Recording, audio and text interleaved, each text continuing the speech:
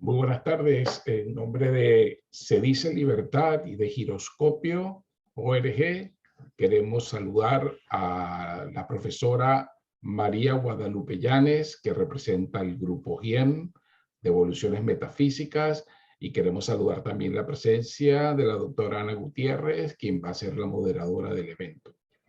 Se Dice Libertad se enorgullece en presentar de nuevo a este seminario de evoluciones metafísicas. Hoy tenemos una conferencia muy particular, es la conferencia de la profesora Llanes, que es la noción de proceso en las filosofías de Whitehead y Agustín de Hipona. Giroscopio también se enorgullece de la alianza que ha hecho con GIEM, una solicitud que hemos tenido a bien respaldar, de poder estar con un grupo de académicos de alto calibre que han elaborado ya un libro, y hoy presentamos la segunda conferencia. Así que la profesora Llanes, quiero decirles, da una pequeña presentación. Es licenciada, magíster y doctora en filosofía por la Universidad Central de Venezuela. Es profesora y jefe de cátedra de filosofía de la Edad Media. Es jefa del Departamento de Historia de la Escuela de Filosofía y ha sido directora de la Escuela de Filosofía de la UCB en el periodo del 2015 al 2018. También ha sido profesora de pregrado y maestría de filosofía en LUCAP. Es miembro del Consejo Editorial de la revista filosófica Apuntes Filosóficos de la UCB y miembro de la Sociedad Venezolana de Filosofía y de la International Etienne Gilson Society, autora de libros y artículos nacionales e internacionales. Actualmente desarrolla su investigación con el Grupo de Investigación Evoluciones Metafísicas GIEM, adscrito a la Escuela de Filosofía de la UCB, de la Facultad de Humanidades de dicha universidad. Bueno, con ustedes, la profesora María Guadalupe Llanes. Pues muchísimas gracias, Gabriel. Bueno, como dices, es nuestra segunda ponencia, nuestra segunda conferencia acerca del libro. Por supuesto, quiero agradecer muchísimo a Se Dice Libertad por esta plataforma que nos están facilitando, por todo el apoyo que nos están dando, y por supuesto a Giroscopio, que ha demostrado, bueno, ser una plataforma maravillosa para promocionar, para crear, para hacer este tipo de eventos con quienes ya tenemos una sociedad, somos todos nos conocemos aquí. Entonces, bueno, muchísimas gracias a ambas entidades. Quiero mencionar también que a Filosofía Fundamental, que es una plataforma privada con la que también tenemos colaboración, que lleva uno de los miembros de GIEM, Carlos Sierra Lechuga, y ahí tenemos nuestro seminario Realidad y Proceso, que ya va por el segundo. Y bueno, también agradecer a la Facultad de Humanidades y Educación y a la Universidad Central de Venezuela por estar ahí también respaldándonos en todos los proyectos que tenemos relacionados con nuestras líneas de investigación en la facultad. Pues bien, sin más preámbulo, el tema que voy a considerar con ustedes brevemente es justamente el segundo capítulo del libro, y habla de la noción de proceso en Whitehead y San Agustín. Antes que nada quiero mencionar unas palabras del doctor John Cock, que es un seguidor de la filosofía del proceso en Estados Unidos, relacionado con la Universidad de Claremont, en un instituto que lleva su nombre, el Instituto John Cock. Es un experto en filosofía del proceso y teología del proceso también. Bueno, él dice que toda metafísica distingue lo que es actual de lo que es meramente posible o potencial. Esta es una labor primordial de cualquier metafísica. Y como ya todos han ido viendo, nuestro libro se titula Evoluciones Metafísicas, Permanencia, Emergencia y Diálogo. Así que estamos haciendo consideraciones desde la metafísica, pero por supuesto llegando a la ética, a la sociología, etc. Pero una tarea fundamental de la metafísica, en cualquiera de sus tareas, en cualquiera de sus manifestaciones, es distinguir lo que es actual de lo que es meramente potencial o posible. Decir que las cosas son diferentes no significa que la actualidad de las cosas haya cambiado. Las cosas pueden cambiar, pero la actualidad es la actualidad. es, digamos, un principio último del universo. Si preguntamos, por ejemplo, a Descartes, ¿qué son las entidades actuales? Entonces, es decir, ¿qué es aquello fundamental, qué es lo más actual de lo actual en el universo? Porque esta búsqueda de la actualidad, como dice John Cobb, es de toda empresa metafísica. ¿Qué diría Descartes? Bueno, pues diría que son las sustancias materiales por un lado y las sustancias mentales por otro. Eso sería para él lo más actual, serían las entidades actuales. ¿Qué diría Platón al respecto? Pues para él lo más actual de lo actual serían las ideas que están en el topos Urano. Para Hume, ¿qué diría Hume si le preguntan qué son las entidades actuales o qué es lo más actual de lo actual o lo básico, lo fundamentalmente actual en el universo? Pues los parches de color, los patrones de sonido, eso sería para él las cosas actuales. Para Hegel, ¿qué sería? El espíritu. Para Spinoza, pues el todo, identificado con la naturaleza o con Dios. Para los atomistas griegos, ¿qué serían? Pues los átomos. Para Leibniz, por ejemplo, las mónadas. Pues Whitehead también decidió buscar, y esta es la empresa fundamental de su metafísica, buscar qué tipo de entidades pues son verdaderamente concretas, es decir, verdaderamente actuales. Esta es su tarea fundamental, la tarea fundamental de la filosofía y también la tarea fundamental de la física. Para Whitehead, las entidades actuales que constituyen el mundo son todas lo que él llamó ocasiones actuales. Y una ocasión actual es un término que se usa para ocurrencia o evento, en vez de entidades sustanciales. Se da un giro importantísimo que se ha llamado el giro relacional en la metafísica de Whitehead, en su filosofía del proceso. Lo que tenemos es un giro relacional. Recordemos que Whitehead es un filósofo, matemático y científico que vivió a principios del siglo XX. Estamos hablando de que el giro relacional se dio no solo en la filosofía, sino en la filosofía y en la ciencia, ya en las primeras décadas del siglo pasado. Pero hasta ahora no tenemos otro giro de esa magnitud. La física sigue trabajando a partir de este giro, e igual la metafísica actual. Así que tenemos ahora eventos en vez de sustancias que perduran inmutables a través del tiempo. Una experiencia humana, por ejemplo, es lo que llamaría Whitehead una ocasión actual. Dice, de hecho, Whitehead define así, de manera muy general, evento, lo que él considera evento, que no se refiere pues, a algo extraordinario que ocurre en un determinado tiempo, no, es algo mucho más genérico. Dice, evento, en el sentido más general del término, es un nexo de ocasiones actuales interrelacionadas de una determinada manera en un campo extenso. Esto es para él un evento. Es un nexo, es decir, un conjunto, una estructura de ocasiones actuales que existen, que discurre, que transcurre en un campo extenso y a través del tiempo. Así que una ocasión es un evento, una ocurrencia o un acontecimiento. Y se refiere siempre, un evento o un acontecimiento, a un objeto que no se comporta como un objeto, sino como un proceso. Así que básicamente un evento es siempre de naturaleza procesual o es un proceso. Por ello, no es instantáneo, no lo puede ser. Para que sea un proceso tiene que discurrir en el tiempo, sino que se extiende en el tiempo, en el espacio-tiempo. La de Whitehead es una ontología de eventos o un intento por traducir la física contemporánea en una metafísica evolucionista. Para la física contemporánea, que también trabaja con eventos, un evento es una porción del continuo espacio-temporal, porque esto también ha cambiado desde el siglo pasado. En estas maravillas de nuevo conocimiento y de giros en nuestra forma de conocer el universo, pues uno de ellos es que ya no es el espacio y el tiempo, sino que lo que tenemos es espacio-tiempo. Evento es una manera de ver el cosmos, interpretar la naturaleza desde lo más actual de lo actual y pensar que lo actual o concreto son eventos. Esto se vio tanto en la tendencia continental de la filosofía del siglo pasado como en la analítica. Por ejemplo, en la continental tenemos los existencialistas, la fenomenología, el postestructuralismo, la filosofía posmoderna.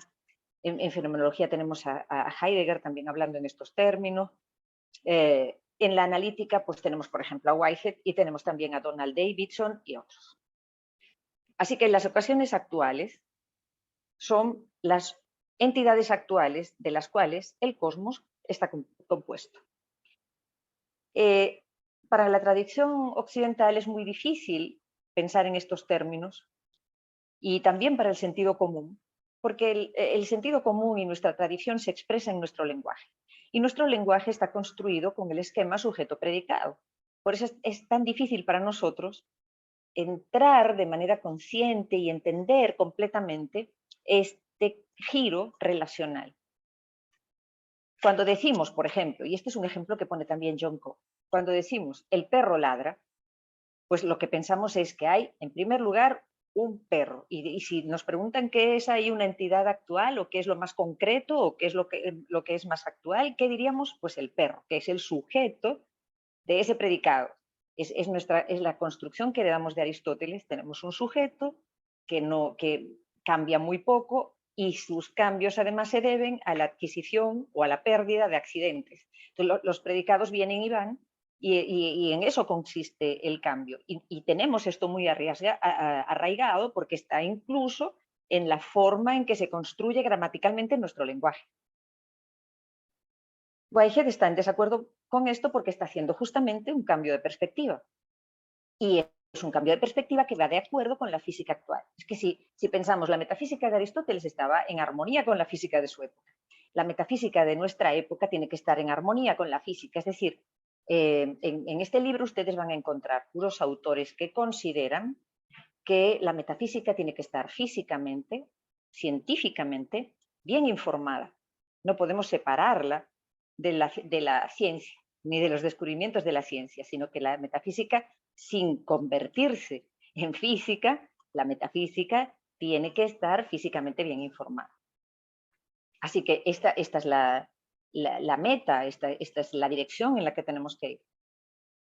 Entonces tenemos aquí un cambio de perspectiva porque este cambio de perspectiva se ha dado desde las ciencias también. La metafísica tiene que también cambiar de perspectiva si queremos dar cuenta de verdad del mundo, porque si queremos hacer una cosa ahí estilo poético mitológica, pues no nos hace falta nada, pero de eso no se trata la metafísica. Entonces, ¿en qué consiste el cambio de perspectiva? Pues en dejar de dar prioridad a lo que la mayoría de nuestros nombres, que por eso se llaman gramaticalmente sustantivos, es aquello que tiene sustancia, designan. Por ejemplo, en vez de darle prioridad al perro como sujeto de toda esa actividad, ahí hay una acción, ¿de acuerdo? Pero la prioridad la tiene el perro, que cambia muy poco, que lo puedo identificar, que es una sustancia. Esto nos dice el sentido común, esto nos dice el lenguaje. Bueno, pues aquí hay que dar prioridad a la experiencia de aquel que oye el ladrido del perro. Es la experiencia del individuo, es la experiencia completa, lo que es plenamente actual, es lo que está pasando ahí de manera concreta, es toda la experiencia. Pero se trata de dar eso, prioridad al aspecto relacional, en la relación entre lo que yo percibo como lo que hace el perro que está ladrando y lo que el perro está haciendo. Ese conjunto de relaciones es lo que de verdad es actualidad. Eso es lo que está pasando y eso es lo que está de alguna manera conformando a todo lo que ahí sucede. Y desde ahí es que tengo que empezar a pensar las cosas. No es que voy a eliminar al perro, no es eso. Ni al sujeto que está ahí con el... No es que no se va a eliminar, solo se va a ver desde otro punto de vista, de manera mucho más dinámica, de una manera que explica muchísimo mejor los cambios cualitativos en el universo. Así que no eliminamos al perro, de hecho el perro no es solamente, no se puede reducir, la perspectiva whiteheadiana no es reduccionista, al revés. El perro no se puede reducir a la experiencia que el sujeto tiene de él oyéndolo. Por supuesto que no es solo esto, aquí tenemos algo muchísimo más complejo. El perro también tiene su punto de vista y el perro también está experimentando en ese momento, en cada momento, ¿no? Así que es El perro es tanto una entidad actual como la experiencia del humano que observa al perro ladrando. Así que los eventos de los que habla Whitehead y de los que habla la física, los eventos son algo que se produce en todos los tamaños, algo complejo que se produce en todos los tamaños. Por ejemplo, una guerra es un evento, pero también una conversación. Esta conversación, esto que está ocurriendo aquí ahora, es un evento. Y cada evento puede ser analizado en eventos más pequeños. Y así sucesivamente hasta que se llega pues, a los cuantos de energía, que también son eventos. El punto es que nunca vamos a llegar a una sustancia fija, inmóvil, que es el fundamento de todo lo demás, sino que el evento más pequeño que encontremos, después de analizar un evento estructural grandote, el más pequeño es también un proceso. No hay, la inmutabilidad no existe aquí. Entonces, un cuanto de energía es también un evento y es también un proceso, no es algo fijo, ¿no? Este es el giro. Así que quedamos en que los eventos, de cualquier tamaño que sean, son procesos y son entidades actuales. Así que una guerra completa es una entidad actual que está compuesta de entidades actuales hasta llegar al cuanto de energía que también está ahí. Se trata de lograr, esto es lo que trata de hacer Whitehead, lograr una metafísica que abarque todas las posibles experiencias desde todo punto de vista, que sea un conjunto de un sistema y además un sistema categorial que pueda dar cuenta de todo lo que ocurre en el universo, de todo. Es decir, aquí no se excluye pues la experiencia del hombre que está oyendo ladrar al perro, ni la experiencia del hombre que está viendo los colores del perro. Entonces, se trata de hacer una metafísica que sea verdaderamente metafísica, que dé cuenta de las totalidades y de todo lo que integra esas totalidades. Y las totalidades son estructuradas y todos los componentes de esa totalidad son también estructuras, como muy bien explicaba Zubiri, pues la realidad son estructuras dentro de estructuras, dentro de estructuras, dentro de estructuras, ¿no? De eso se trata y de abarcarlas todas, sin dejar nada por fuera. Este es el plan. Y desde ese punto de vista, desde el punto de vista de los eventos, los objetos ahora son entidades actuales que son procesos en sí mismos. No hay nada estático, inamovible, que sea fundamento último de nada. El fundamento último de todo es la actualidad y las entidades actuales. De eso está compuesto el universo, esto nos dice Whitehead. Pero decíamos entonces, un evento o acontecimiento es, de manera muy general, un proceso. Pero vamos a ver, porque la noción de proceso, y esto es de lo que voy a hablar brevemente aquí, porque voy a decirlo más o menos en Whitehead y más o menos en San Agustín, para que veamos. Es una noción también un poco ambigua. Es decir, el proceso se dice de más de una manera, ¿no? Entonces, quiero leerles 3 características que tiene que tener un proceso para ser un proceso, así como nos lo dice Nicolás Rescher. Esto está citado en el libro. Y dice 3 características que tiene que tener un proceso para ser un proceso. En primer lugar, un proceso es algo complejo, así que no es algo simple. Un proceso siempre es algo que tiene cierta complejidad estructural. Así que es algo complejo. Es decir, la unidad de etapas o fases distintas. Así que un proceso se da en fases. Por lo tanto, es siempre un asunto de ahora esto, ahora eso. No podemos eliminar de la noción de proceso el tiempo, la temporalidad. Está ahí. Para que un proceso sea un proceso, tiene que ser algo, esto es ahora y esto después. Esto tiene que pasar, ¿no? Entonces, la complejidad no solamente es la complejidad de la estructura de lo que está deviniendo, es además la complejidad del propio devenir de eso que es un proceso a lo largo del tiempo, es decir, las fases. Es algo que tiene fases en el tiempo, que es algo estructurado, que a la vez tiene fases. Es una doble complejidad, por decirlo de alguna manera, ¿no? Así que, en primer lugar, un proceso es algo complejo. No es algo simple. Segundo, que tal complejo tiene una cierta coherencia e integridad temporal y que los procesos entonces tienen una dimensión temporal ineliminable.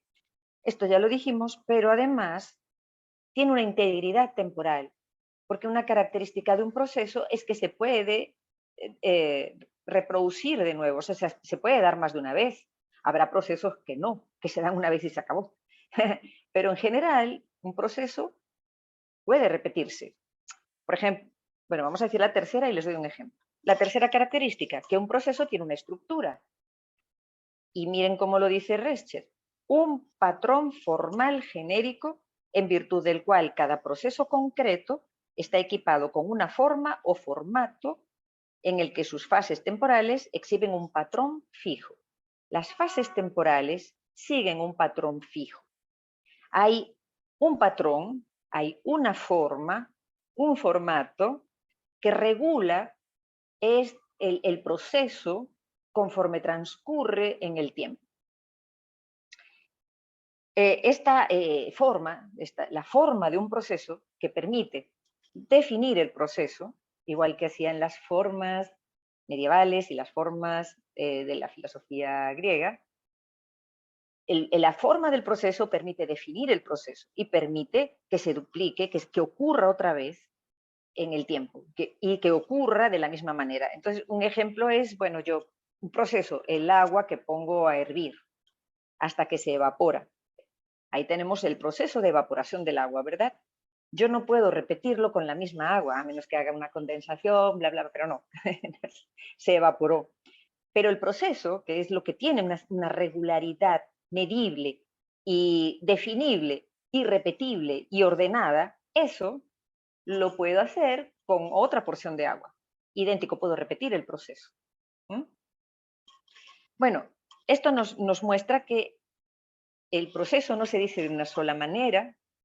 Estas son características muy generales de un proceso y por eso es que yo me planteo aquí mostrar que, por supuesto, la metafísica whiteheadiana es procesual, ahí se habla todo en términos de eventos y procesos, pero que podemos encontrar procesos en metafísicas más antiguas, como en este caso particular, concreto, en San Agustín.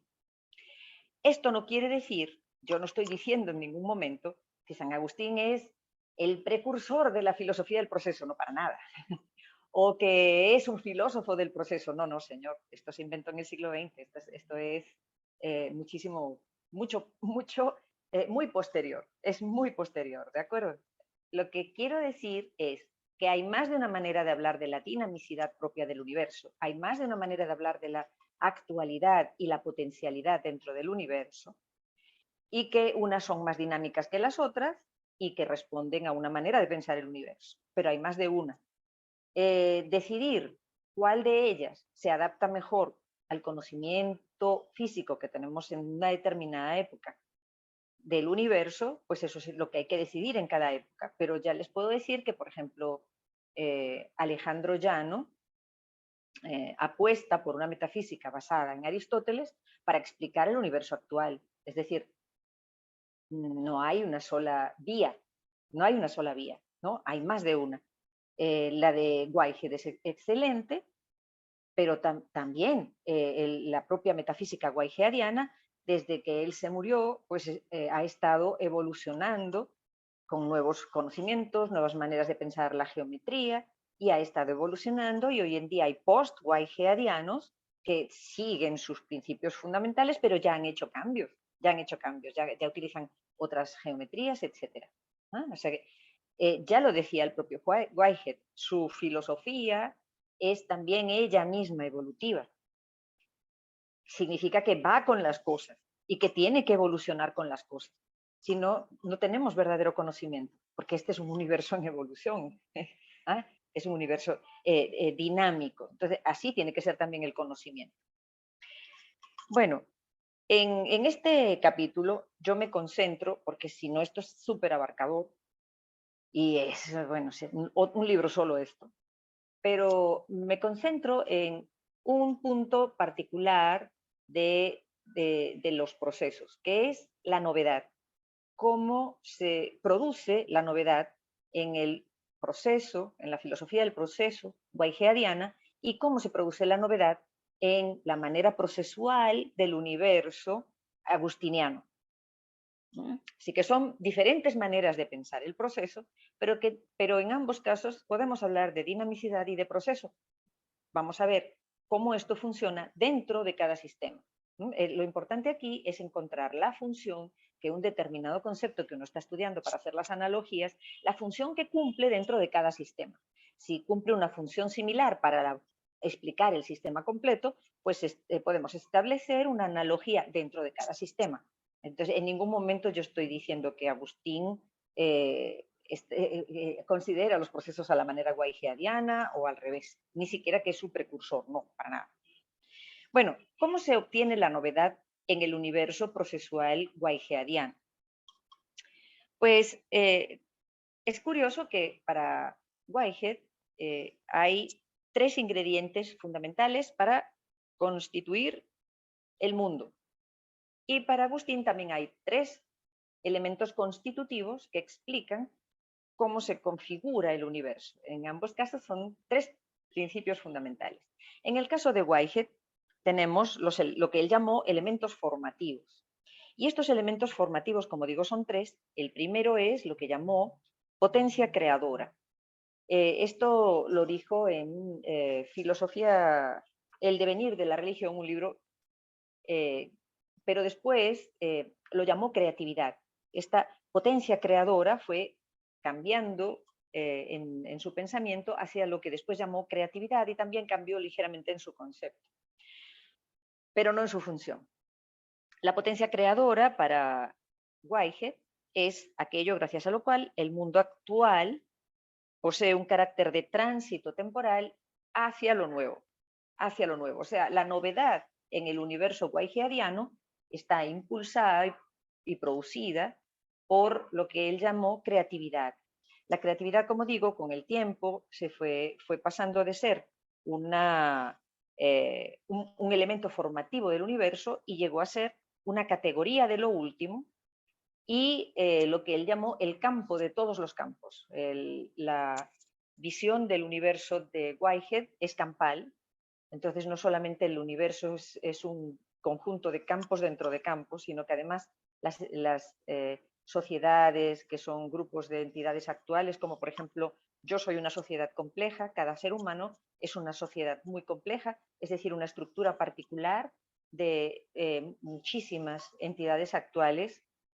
Como decíamos antes de la guerra, esto es una sociedad compleja que deviene en el tiempo y que cambia en el tiempo y que se obtiene y que logra novedad. El universo whiteheadiano jamás es idéntico, o sea, no hay ningún momento de identidad. La creatividad es una energía, una suerte de conato que mueve al universo permanentemente hacia lo nuevo. Luego está la segunda, el segundo elemento formativo, que no es otra cosa que el reino de las entidades ideales. Las entidades ideales, ellas no son actuales, son una versión aplicada, adaptada al sistema de Whitehead, una versión de las ideas platónicas. No son actuales porque recuerden que esto de la actualidad y la potencialidad en este universo generalmente va juntos. Es decir, una persona está en acto en el sentido de que está aquí existiendo en acto, pero está en potencia con respecto a otras cosas. Normalmente los seres de este universo están en acto con respecto a algunas cosas y en potencia con respecto a otras. Entonces, esto pasa con las entidades ideales. ¿Ah? O los objetos eternos también lo llaman. Las entidades ideales u objetos eternos están en acto en sí mismas, pero están en potencia para configurar las entidades actuales de este mundo. Ya les explico cómo. En lenguaje epistemológico, pues podríamos decir que son el conjunto de universales que a la hora de configurar una una entidad actual, un ser, a la hora de configurarse, estas entidades actuales que son las ideas, las entidades ideales, pues ellas regulan de alguna manera lo que ahí se está formando. Es decir, yo no puedo mutar, devenir, no puedo evolucionar hacia algo que no sea mi especie. Y mi especie es el universal, la entidad ideal platónica que me dice pues hasta dónde puedo llegar en mis mutaciones, ¿no? Y de paso me agrega novedad dependiendo de la forma que entre a formar parte de mi constitución. Bueno, y el tercer elemento constitutivo de este universo pues es Dios. Es una entidad actual, un tipo de entidad actual que no es temporal, que no está en el tiempo y que interviene en cada concreción, en cada generación de un nuevo ser, una nueva entidad actual. Este Dios, cuando Whitehead habla aquí en el seno de su metafísica, cuando habla de Dios no se refiere a un Dios dogmático, tomado del religioso, tomado de un culto o de una religión. No, estamos hablando de un principio natural. Tan natural como puede ser el primer motor aristotélico o cualquier otra noción de Dios. Es un principio natural necesario en el cosmos, inmanente además, inmanente al universo. No es un ser trascendente a la manera de la metafísica escolástica, por ejemplo. No es un ser trascendente en el sentido de que no esté en el universo y que se relacione con el universo de X manera, al modo de la participación, etc., lo que sea. No. Este es un principio inmanente al universo. ¿No? Bueno, Dios entonces colabora con la creatividad para que se produzca lo nuevo. Cualquier entidad actual, que decíamos que es una unidad última de lo que es actual, real en este universo, desde el más pequeñito átomo hasta la más gigantesca galaxia, pues llega a la existencia por un proceso que se llama concrescencia. Así que, de nuevo, no tenemos un núcleo de algo al que se van uniendo cosas para que se conforme otra cosa. No, aquí lo que hay es un montón de elementos que se unen para formar, entonces sí, una entidad actual, que sería lo que corresponde en la metafísica tradicional a un objeto que deviene. Esta concrescencia pues, se da en 3 fases: la conformación, la suplementaria y la de satisfacción, y esto ocurre a todo. En este proceso que llamamos concrescencia, que es el proceso de generación de una entidad actual, de un objeto que está ahí, que existe realmente, pero que es un proceso en todo caso, es decir, una entidad actual dura mientras dura el proceso de su concrescencia, nada más. Está permanentemente en proceso. Bueno, en esta concreción, los objetos eternos entonces entran como potenciales, como formas de definidad. El objeto eterno es el que permite definir lo que está allí. Ya les decía que epistemológicamente hablando correspondería a los universales. Entonces, los objetos eternos son aquello que permite definir esa entidad que se está creando ahí. Serían las leyes que establecen cómo se estructura un ente, por decirlo ya en un lenguaje que no es whiteheadiano. Así que, ¿qué es lo que hace los objetos eternos? Ellos, que están en este principio último, esta entidad especial última que es Dios, Dios establece la regularidad, la novedad y el propósito de los objetos eternos que entran en la concreción, en la creación, en la generación de cada entidad actual. Así que decíamos que la creatividad impulsa todo esto. La creatividad es la que hace que todo lo disyuntivo del universo se concrezca, se vaya concretando en entidades particulares. Esto es la creatividad, ese movimiento, ese conato, esa energía que hace que todo en el universo pase de ser disyunto a ser conjunto, a concrecer.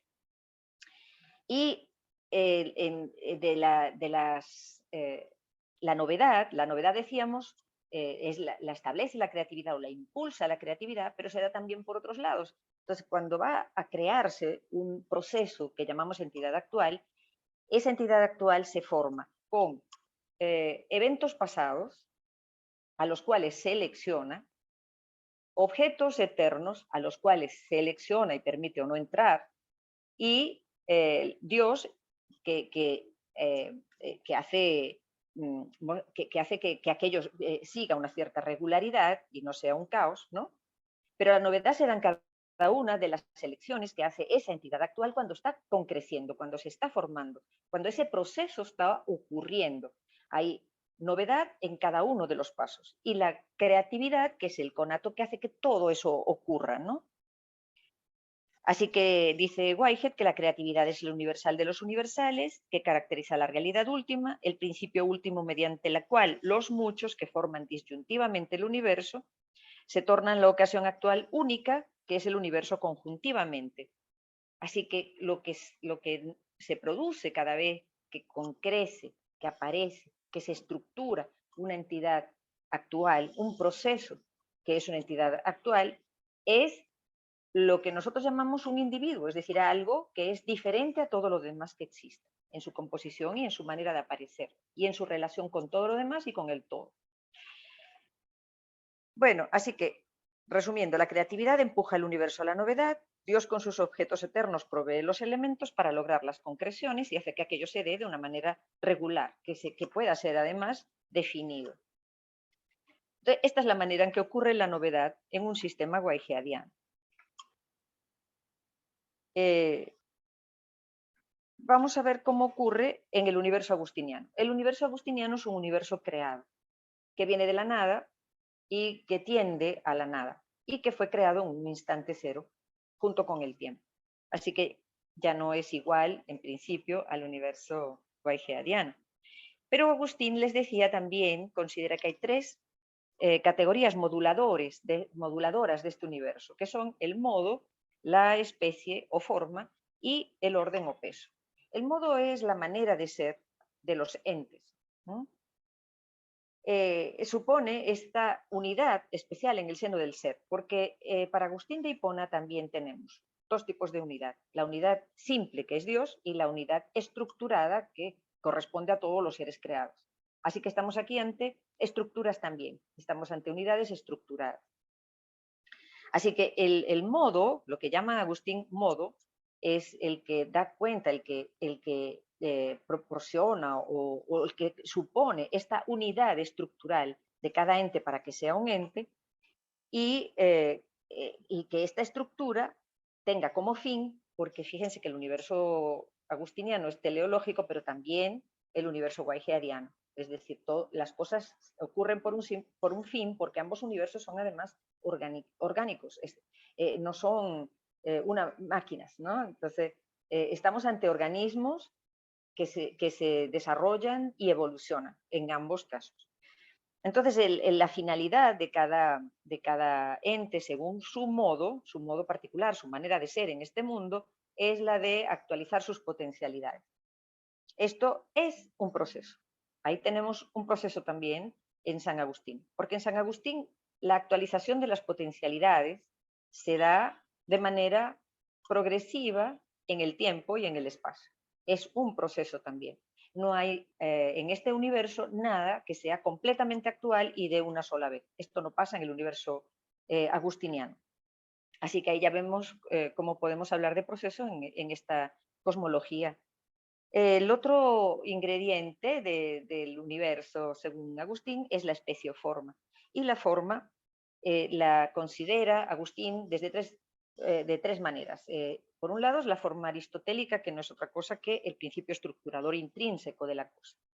Pero también piensa la forma o especie a la manera de la idea platónica, ¿no? La idea platónica también es la forma, y las formas estructuradas de aquí, de este mundo, participan de las formas en la mente divina, ¿no?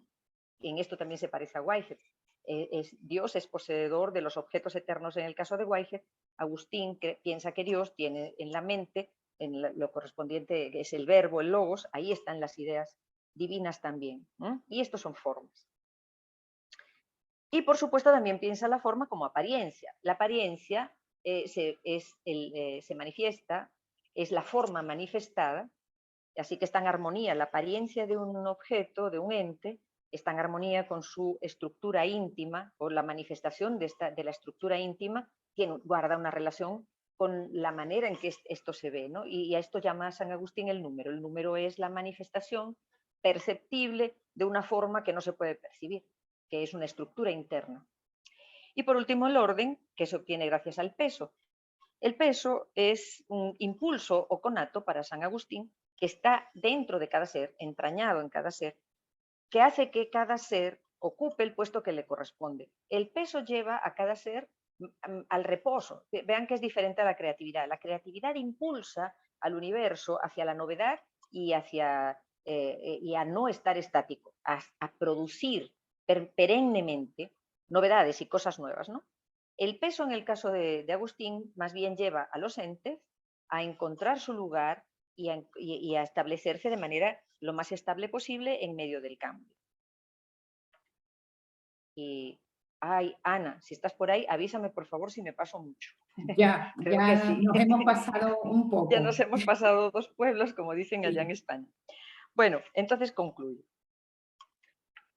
En la forma, en el caso de San Agustín, con esto cierro, se da primero como razón seminal. La razón seminal es la forma incoada que está unida a la materia y que hace que la forma actualice la materia de manera procesual, de nuevo, como un proceso.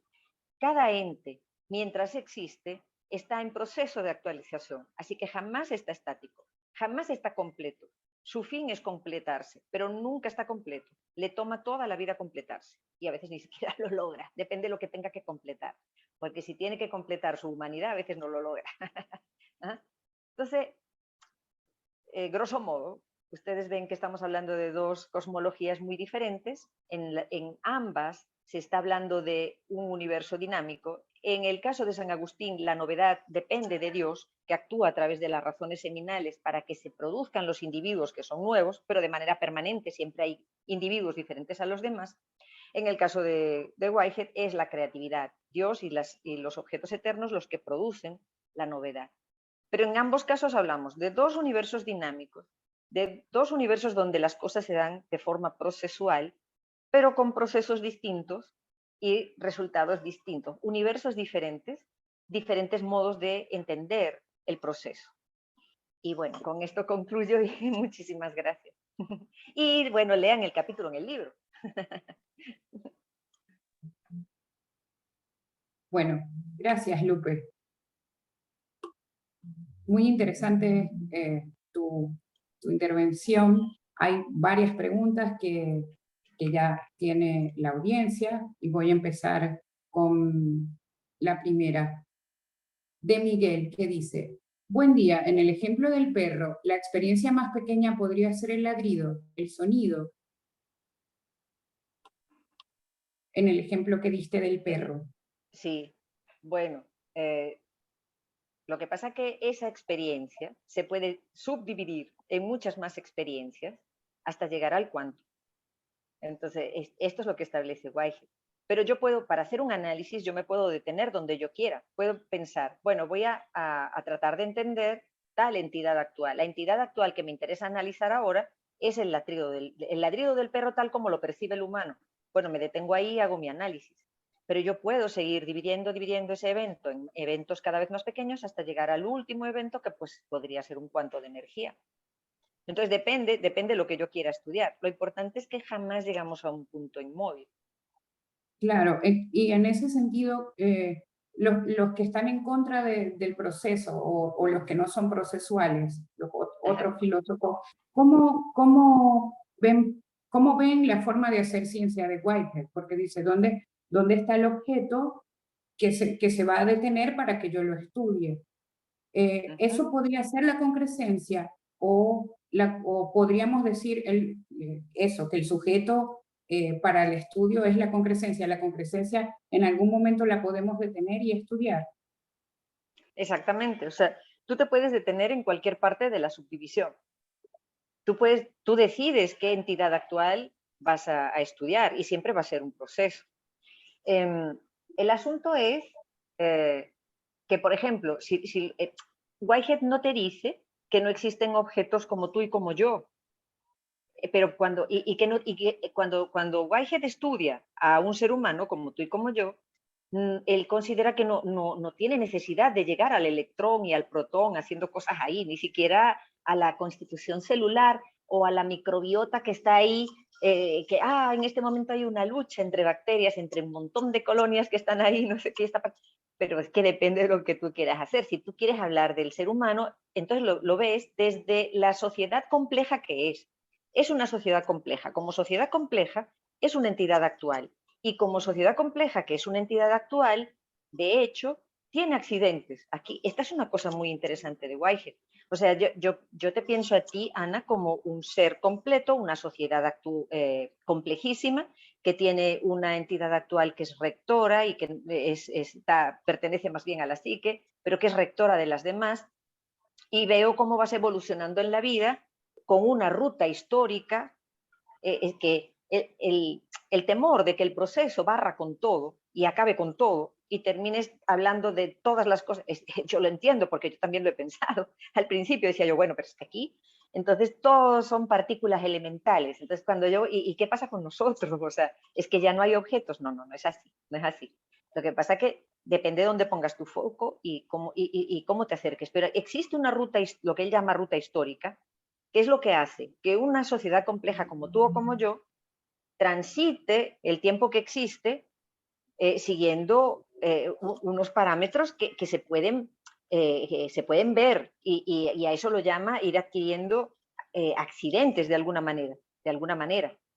Whitehead nunca elimina de su proceso y realidad la palabra sustancia completamente.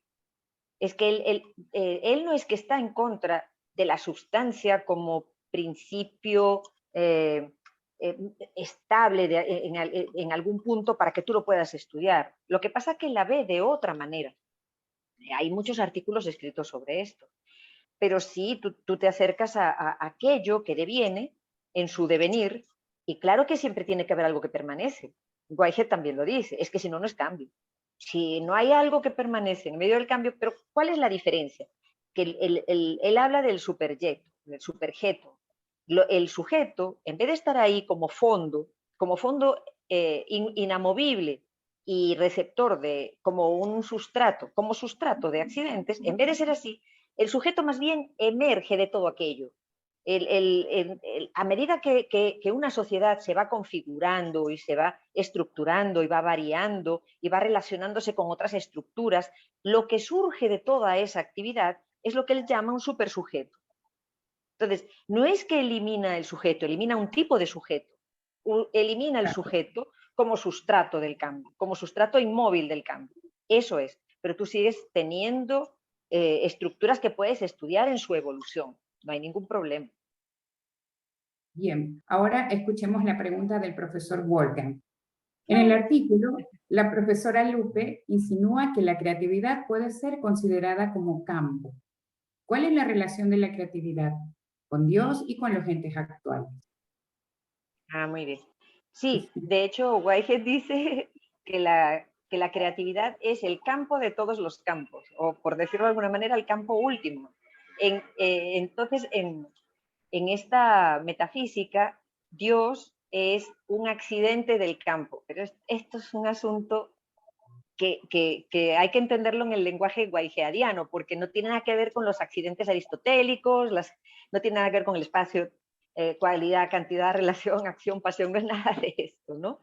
Sino que es un tipo de relación, y lo explico ahí en el artículo, como por ejemplo la que se da cuando Duns Scotus habla de el ser y Dios. Ya en la Edad Media encontramos diferentes maneras de entender la relación entre el ser y Dios.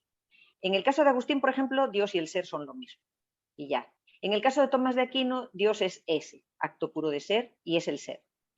Pero, por ejemplo, para Duns Scotus no es así. Para Duns Scotus, Dios es un tipo de ser.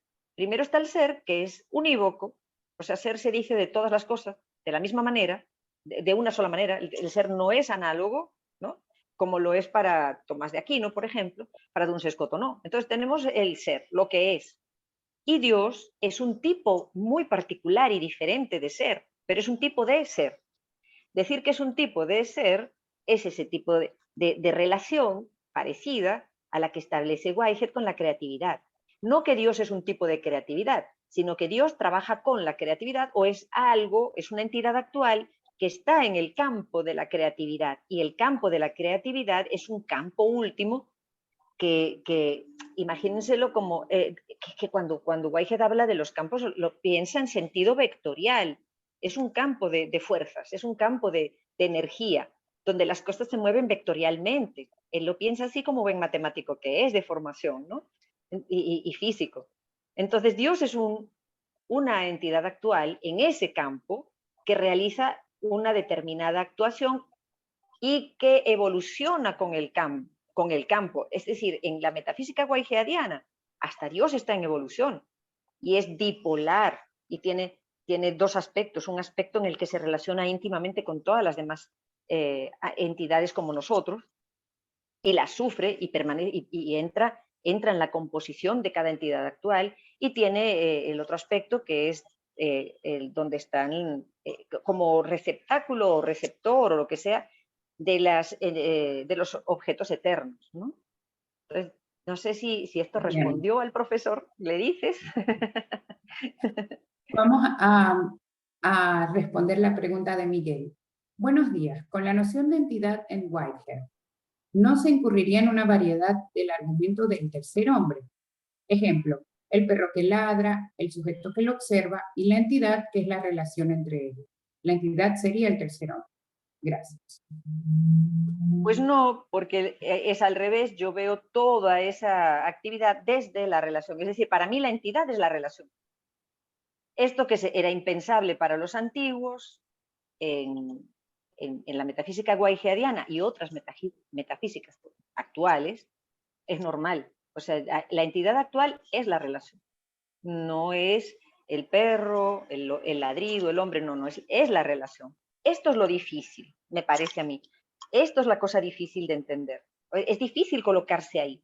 Es difícil entender esto, ¿no? Pensar que todo esto que está ocurriendo aquí es principalmente un conjunto, una estructura de relaciones que están ocurriendo aquí. O sea, no somos tú y yo y luego la relación como una tercera cosa. No es el sujeto, el objeto y luego la imagen, como para que se entienda el proceso que se da ahí de conocimiento. No, no es así. Es que lo que de verdad es actual, real y concreto es justo la relación. Es la relación. Y es una estructura de relaciones. Lo que es una entidad actual y una sociedad compleja es una estructura de relación. Bien. Miguel nos dice, el evento más grande que pudiera comprender todos los procesos podría ser un evento atemporal. Es posible que el tiempo y la actualidad se consoliden en uno solo, pudiéndose percibir todos los acontecimientos del universo al mismo tiempo. ¿Es posible percibir que la actualidad sea toda la historia del universo? Lo que pasa es que Miguel está pensando... La temporalidad en el caso de Whitehead también tenemos que hacer nuestro giro mental. Claro, porque él lo está pensando como si fuera posible, desde la visión del ojo de Dios, la típica idea que algunos físicos tienen, aquello de que el tiempo no existe, porque si yo lo veo desde fuera es un bloque, el tiempo como un bloque, ¿no? Pero Whitehead no hace ese ejercicio, porque de nuevo, el Dios whiteheadiano es inmanente. Así que es todo pensado desde adentro. Es que ni siquiera podemos decir si el universo es finito o infinito, es que no sabemos. No sabemos. Tampoco podemos decir si ha tenido o no un origen de la nada. Bueno, de la nada ya sabemos que no. De la nada sabemos que no. Bueno, sabemos que no. Sabemos que no, porque de la nada nada sale. O sea que, ¿no? Pero no. Esa no puede ser la perspectiva. Todo está en el tiempo, porque es que además no hay tiempo y espacio. Lo que tenemos es un continuo espacio temporal. Eso es lo que tenemos. Y eso es también campo. Y las entidades actuales están en estado campal, todos campos. Eso permite, lo explica García Vaca, entender cómo las cosas pueden estar relacionadas como lo están en las explicaciones de las filosofías del proceso. El tipo de relación se da porque una entidad cualquiera está también en estado de campo, puede estar en estado de campo. Bien. Ilson Rojas nos dice, si rechazamos la edificación gramatical esbozada por Aristóteles en su Metafísica, ¿qué propone la filosofía del proceso para estructurar un lenguaje que podamos expresar? Ni modo. No podemos salir de nuestra estructura gramatical por ahora y no hay una propuesta procesual, pero sí puedo decir que hay idiomas como el chino que tienen una estructura muy diferente y que se basan en la acción, en la actividad, en vez del sujeto que actúa. Ellos sí lo entienden así. Pero bueno, no es necesario que hablemos chino. Podemos seguir hablando como hablamos, pero claro, sería genial porque si modificáramos el lenguaje, pero imagínense, eso sí será un proceso de siglos, pero si modificáramos la estructura del lenguaje, a lo mejor podríamos también modificar la del pensamiento. Tendría que ir junto, ¿no? Pero vamos, no está planteado. Bien, Edgar nos dice, ¿podríamos entender el concepto de identidad en Whitehead como el ser en acto de la entidad actual en sí misma? El ser en acto de la entidad actual en sí misma. Sí, yo diría, ¿sabes qué sería?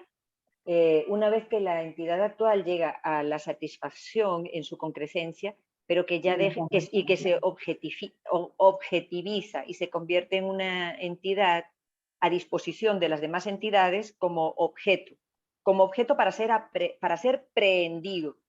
Es ahí, porque ahí ya su única, digamos, su única actividad, porque sí sigue siendo una actividad, pero es ser prehendida por otras, pero ella en sí misma ya se objetivizó, se convirtió en objeto. Es la única manera de que tenga, creo yo, una identidad. Ahí sí está siendo sí misma para otros, ¿no? Algo así. Y por último, leemos la pregunta de Freddy Pérez. ¿La creatividad sería la expresión de Dios siendo y es donde vemos la evolución del ser siendo? ¡Ay, qué lindo! ¡Qué lindo! Me recuerda Bueno, haciéndose es del doctor Cordero, de Filosofía Antigua, a su libro. Claro. Bueno, pero podríamos decir que en todo caso sería al revés por lo que decimos, ¿no? Porque la creatividad es la última de todas las últimas categorías. Es decir, que Dios está también dentro de la creatividad en el sentido, como les decía hace un momento, de que él mismo evoluciona también. Él mismo también está en proceso, o al menos una parte de él está en proceso. ¿Y quién mueve el proceso en el que está Dios? Es la creatividad y no al revés. Entonces no es que Dios usa la creatividad, sino que la creatividad lleva a Dios a su evolución junto con el resto del universo. Recuerden que es inmanente, Dios es inmanente. Entonces, Él está ahí. Y si el universo es un río, Dios es una super lancha maravillosísima, pero el río lo lleva.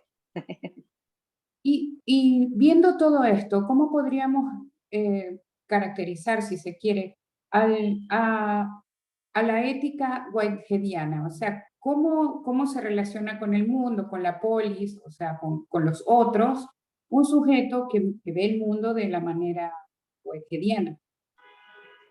Pues mira, una de las ventajas de ver con este nuevo paradigma el mundo es que te das cuenta que no eres un ente aislado, que todo lo que tú haces está relacionado con lo que hacen los demás y con lo que le pasa a los demás. Entonces, una de las consecuencias de pensar procesualmente llevado al terreno de la ética es, por ejemplo, la compasión. Tú no puedes ver de la misma manera a un animal como lo ve un maltratador de animales, porque tú te das cuenta que todas las entidades actuales son importantes en el universo y que tú estás relacionada con ellos. Todo está en relación, pero de diferente manera, como decimos siempre los Gienians, los que pertenecemos a Giem, decimos todo está relacionado con todo, pero de diferente manera. Pero eso te cambia la perspectiva.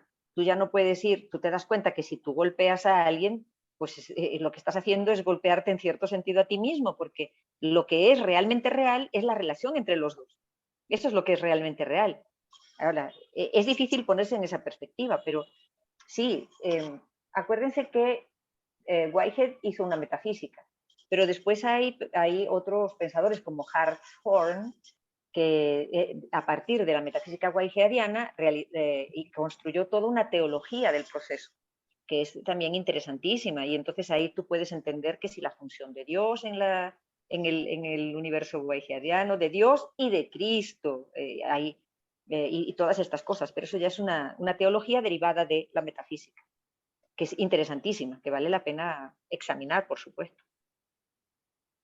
Bueno, Lupe, muchísimas gracias yo creo que estamos en el tiempo, así que te quiero agradecer haber dado esta conferencia para nosotros, que fue muy interesante y que nos deja millones de preguntas abiertas a las cuales todos están invitados a seguir haciendo en los diferentes canales de comunicación. Pueden enviar sus preguntas, lean el artículo que tiene millones de cosas más que Lupe no pudo decir por el tiempo también. Y bueno, los invito al próximo sábado, que continuamos con nuestras disertaciones sobre las evoluciones metafísicas. Sí, el turno es para Edgar Blanco el próximo sábado. Y no me la el tema es, ya lo voy a decir, Juan David García Vaca y Alfred North Whitehead, una metafísica del ser en cuanto creación. Así que no se lo pueden perder. Imperdible, y seguimos en estas mismas discusiones, ya que hay que cambiar, hay que hacer un giro en nuestra manera de ver el mundo cuando hablamos de Whitehead. Bueno, muchísimas gracias a Hien por esta maravillosa conferencia, esta presentación que nos hicieron. Muchas gracias a la doctora Ana Gutiérrez por esta moderación tan extraordinaria. Y bueno, y gracias a todos los participantes. Los esperamos el próximo sábado. Gracias.